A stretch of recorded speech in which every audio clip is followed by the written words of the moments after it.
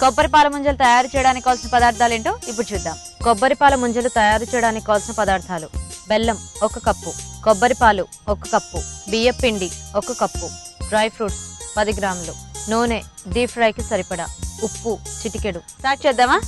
Stove వెలిగించేనా? ముందుగా పాలు వేస్తాం.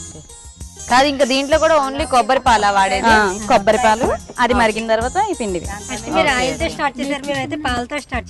అది మా మీద కాన్సన్ట్రేషన్ పెట్టుకుని దాంట్లో టేస్ట్ తేడా రానివ్వకండి. అలాగే ఎప్పుడు రాదండి, చేసేది ఎప్పుడు ఒకలాగే ఉంటుంది కదా, అది బాగుంటుందండి. దేని టేస్ట్ దానికి. అవును, ఇప్పుడు కొబ్బరి పాల ముంజలు అంటే ఎలా అవి మనకి ఆ టేస్ట్ లో ఉంటుంది? పాలకొట్టు పిండి ఒక్క పెట్టేసండి, అప్పుడు అవి ఉండాలి చేసండి. అందులో పోపుగా రౌండ్ గా చుట్టి మళ్ళీ ఇస్తామండి.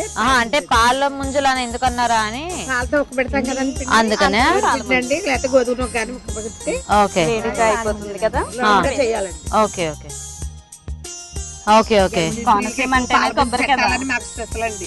అవునా? ఎవరైనా గర్భిణీతో ఉంటే కంపల్సరిగా చేసి మేము పంపిస్తామండి. ఇది చుట్టాలు కానీ ఫ్రెండ్స్ కానీ ఎవరైనా కడుపుతో ఉంటే పాల ముంజలు పెడితే వాళ్ళకి మంచిగా అందంగా పిల్లలు చెప్తున్నారు వాళ్ళు చేయగానే. Okay okay okay. సో ఒకసారి మూత పెట్టుకుందాం. ఎందుకు ఇంకా ఇప్పుడు మూత? ఒకసారి కొంచెం. ఓకే ఓకే, కొంచెం మగ్గట. అయితే ఈ లోపు ఇంకేం చేయొచ్చు?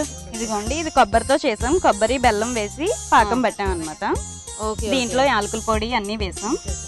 కొబ్బరి మామూలుగా కొద్దిగా వేయించాలా అక్కర్లేదా? కొద్దిగా బెల్లం కలిపి వేసేసి పాకం వచ్చే వరకు ఉంచాలి. కొబ్బరి ఉండలకి ఎలా చేసుకుంటాం అలాగా? సేమ్ అదే.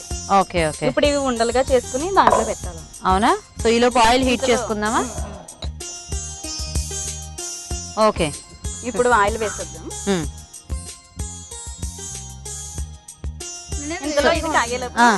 చేద్దామా? ఓకే. సో ఈ పిండి మధ్యలో అది పెట్టాలా? ఓకే. ఎవరైనా కొంచెం ఆవిడకి హెల్ప్ చేసి ఇవ్వండి, అవి ఉండలు చేసి. వాళ్ళు చేస్తారు.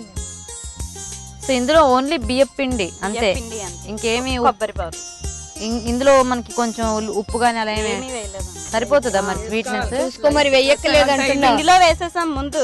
మరి వెయ్యక్కలేదు, పాలలో వేస్తే ఎక్కడ విరిగిపోతాయా? Okay okay. పిండిలో వేసేసాం, మళ్ళీ విరిగా వేస్తే గోధుమ నూకలో కూడా వేసుకుని చాలా టేస్ట్ బాగుంటుంది. అవునా? లేదండి. Okay okay. ఇది రోజు వండుతామండి, వారానికి ఒకసారి వండుతాం. ఏంటివే? ఇదిగోండి, ఇవి ఇలా పెట్టేసి.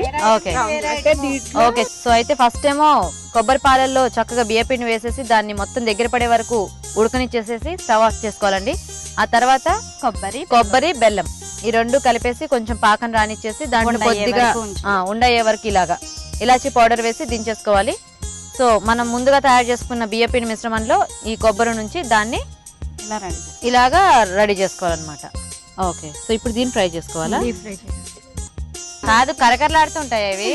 ముంజలు అంటే మెత్తగా ఉంటాయేమో అనుకున్నా. లోపల మెత్తన, బయట పూరిలాగా ఉండవండి. ఇంకా తీసేద్దామా? అయిపోయినట్టేనా? కృష్ణుడికి ఎంతో ఇష్టమైన పాల ముంజలు. కృష్ణుడికి ఎంతో ఇష్టమైన పాల ముంజలు రెడీ అండి.